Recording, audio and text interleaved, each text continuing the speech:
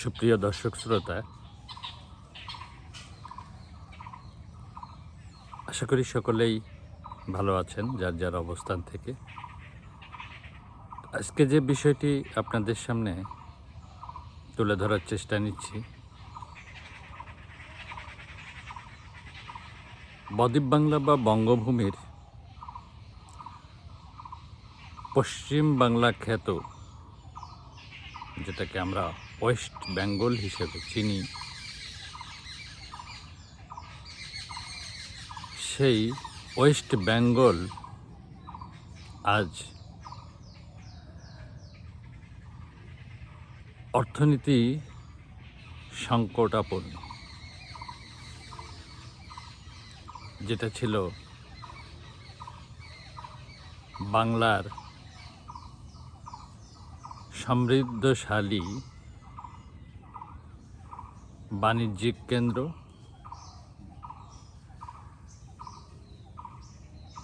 Total ভারতবর্ষের brain এবং সংস্কৃতি ও বিনোদনের মূল। তো সেই ওয়েস্ট বেঙ্গল আজ চরমভাবে অর্থনীতির ধাক্কা সামলাচ্ছে। তো আমি সেই বিষয়টা আপনাদের সামনে তুলে ধরছি। ওয়েস্ট বেঙ্গল আজ ভারতের অন্যতম বড় অর্থনীতি, ষষ্ঠ স্থানে, যার জিডিপি প্রায় 20 লক্ষ কোটি টাকার কাছাকাছি। কিন্তু এই বড় অর্থনীতির ভিতরে রয়েছে এক গভীর বৈপরীত্য। প্রবৃদ্ধি আছে 7 থেকে 8%, কিন্তু মাথাপিছু আয় জাতীয় গড়ের প্রায় 20% কম। শিল্প খাত দুর্বল, পরিষেবা খাতের উপর অতিরিক্ত নির্ভরতা, যা 54% জিডিপির পরিষেবা খাতেই ব্যয় হয়ে থাকে। অর্থাৎ সংখ্যায় উন্নতি, বাস্তবে অসমতা, এটাই মূল সংকট। সংকটের মূল কারণসমূহ অ্যানালাইসিস হিসেবে তুলে ধরছি। শিল্পহীনতা ও বিনিয়োগ সংকট। একসময় কলকাতা ছিল ভারতের শিল্প রাজধানী। আজ জমি অধিগ্রহণ সমস্যা, রাজনৈতিক বিরোধ, নীতি অনিশ্চয়তা, শিল্পায়ন বাধাগ্রস্ত, কর্মসংস্থান কম। রিপোর্ট অনুযায়ী জমি ইস্যু শিল্পায়নের সবচেয়ে বড় বাধা। এই ওয়েস্ট বেঙ্গল আজ ঋণের পাহাড়ে জর্জরিত। ঋণ 2011 থেকে দ্রুত বেড়ে 2025-এ বিশাল আকার ধারণ করেছে। ডেপ টু জিএসডিপি 36 থেকে 38%। মানে সরকারের আয় থেকে বড় অংশ শুধু ঋণের সুদ পরিশোধেই ব্যয় হয়। ফলে উন্নয়ন খাতে ব্যয় কমে যায়। ওয়েলফেয়ার ইকোনমি বনাম প্রোডাক্টিভ ইকোনমি। সরকারের বড় অংশ ব্যয় সামাজিক ভাতা ও অনুদানে। উৎপাদনশীল খাতে ইন্ডাস্ট্রি, ইনফ্রাস্ট্রাকচার, কম বিনিয়োগ। সমালোচকরা বলেছেন ডল ড্রাইভেন ইকোনমি দীর্ঘমেয়াদে প্রবৃদ্ধি কমায়। কর্মসংস্থান সংকট, শিল্প কম, চাকরি কম, কৃষিতে অতিরিক্ত চাপ। উদাহরণ, আলু উৎপাদন বেশি হলেও কৃষক ক্ষতিগ্রস্ত। উৎপাদন খরচের নিচে বিক্রি। অর্থনীতি উৎপাদন করছে কিন্তু আয় তৈরি করছে না। জাতীয় গড়ের তুলনায় পিছিয়ে পড়া। এনএসডিপি গ্রোথ অন্যান্য বড় রাজ্যের তুলনায় কম। দীর্ঘমেয়াদে জাতীয় গড়ের চেয়ে পিছিয়ে আছে। ওয়েস্ট বেঙ্গল গ্রো করছে, কিন্তু ইন্ডিয়া এর তুলনায় স্লো গ্রো করছে। পরিষেবা নির্ভর অর্থনীতি, স্ট্রাকচারাল ইমব্যালেন্স। সার্ভিস সেক্টরে 54%, ইন্ডাস্ট্রিতে কম। এর ফল চাকরি তৈরি কম, উৎপাদনশীলতা কম, রপ্তানি সীমিত। বাস্তবতা, পুরোটা কি সংকট? না, ছবির আরেক দিক আছে।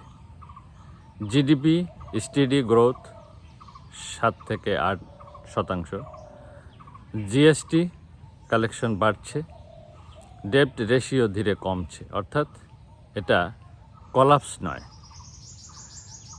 ইনব্যালেন্সড গ্রোথ।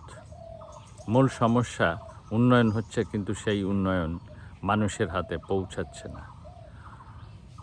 বাঙালিয়ানার দৃষ্টিতে মাটি আছে, মানুষ আছে, শিক্ষা আছে, কিন্তু কর্ম নেই, সংগঠন নেই, দীর্ঘমেয়াদে দৃষ্টি নেই। তাই অর্থনীতি হয়ে গেছে চলমান নদী, কিন্তু গন্তব্যহীন। পশ্চিমবঙ্গের সংকট টাকা বা জিডিপির নয়, সংকট হলো দৃষ্টি, দিশা আর সিদ্ধান্তের। যদি শিল্প, কর্মসংস্থান, নীতি, স্থিতিশীলতা আসে, ওয়েস্ট বেঙ্গল আবার সোনার বাংলা হতে পারে। তো ওয়েস্ট বেঙ্গল কে কি, সে সম্পর্কে আমি আমার একটা প্রবন্ধ আপনাদের সামনে তুলে ধরছি। একটা সময় ছিল যখন সূর্য উঠত গঙ্গার বুকে, আর সারা ভারত তাকিয়ে থাকতো বাংলার দিকে। আজ যে বাংলাকে আমরা দেখি, সেটা কি সেই বাংলারই ছায়া? সোনার বাংলা এক জীবন্ত স্বপ্নের ইতিহাস।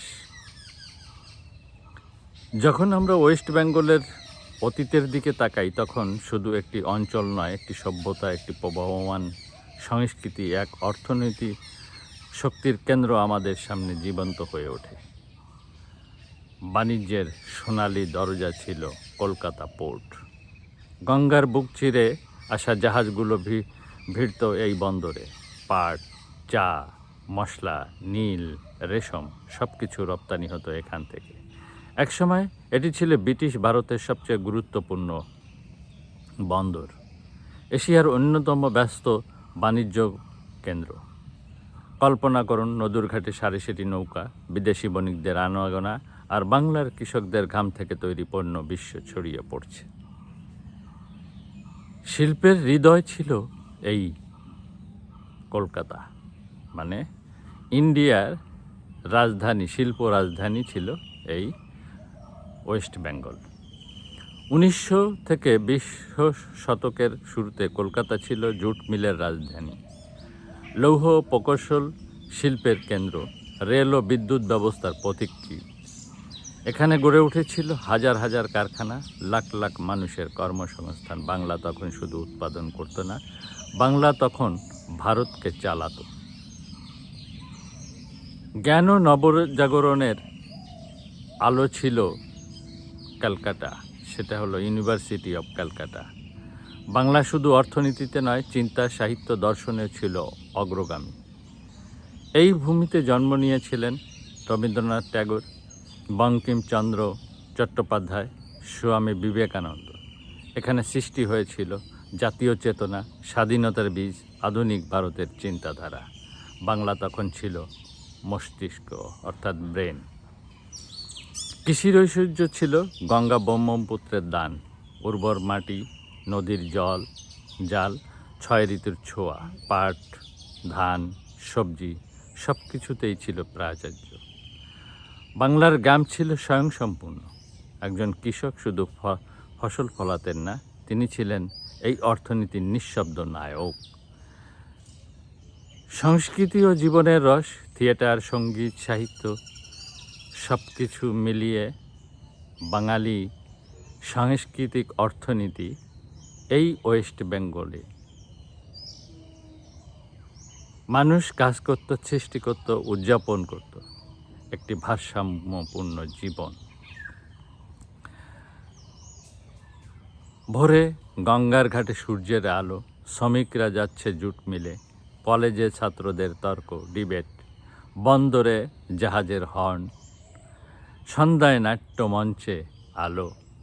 এই ছিল একদিনের বাংলা, যেখানে প্রতি মুহূর্ত অর্থনীতি, সংস্কৃতি আর আত্মার মেলবন্ধন ঘটত। তখনকার বাংলা ছিল কর্মে ভক্তি, জ্ঞানেই শক্তি, প্রকৃতির সাথে সখ্যতা। আর এটাই হলো বাঙালিয়ানা। মানুষ অর্থ তৈরি করত, কিন্তু অর্থের দাস ছিল না। বাংলা তখন শুধু ধনী ছিল না, বাংলা ছিল জাগ্রত। আজ প্রশ্ন একটাই, আমরা কি সেই জাগরণকে আবার ফিরিয়ে আনতে পারবো? তো ভালো থাকবেন, সুস্থ থাকবেন, যার যার অবস্থান থেকে সর্বাঙ্গীন মঙ্গল কামনায় রেখে শেষ করছি। মালিক ভরসা। জয় জয় মালিক।